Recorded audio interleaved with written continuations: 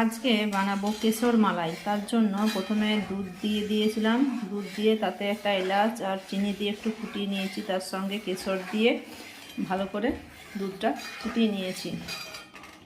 এরপর এটা ছানাটা কাটিয়েছি ভিনিগার দিয়ে 2-3 বার জল দিয়ে ধুয়ে নিয়েছি। ছানাটা ভালো করে মেখে নিয়েছি, এর সাথে একটু পাউরুটির গুঁড়ো মিশিয়েছি।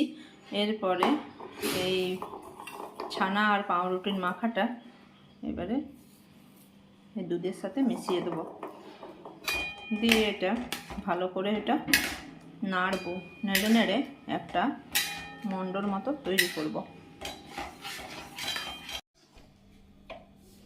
আমার মিষ্টির পাকটা হয়ে গেছে, আর তার সাথে সাথে একটু বলতে ভুলে গিয়েছিলাম, একটু ঘি দিয়ে দিয়েছিলাম, দিয়ে ভালো করে নেড়ে এই যে পাকটা তৈরি করে নিয়েছি। এবারে গ্যাস অফ করে দিচ্ছি। প্লেটে ঘি ব্রাশ করে ওই পাকটা দিয়ে সেট করে দিয়েছি। এটা আধ ঘন্টা পরে কেটে নেব। আধ ঘন্টা পরে কেটে নিয়েছি আর ছুরির সাহায্যে একটু ডিজাইন করে দিয়েছি। ভিডিওটা দেখার জন্য ধন্যবাদ।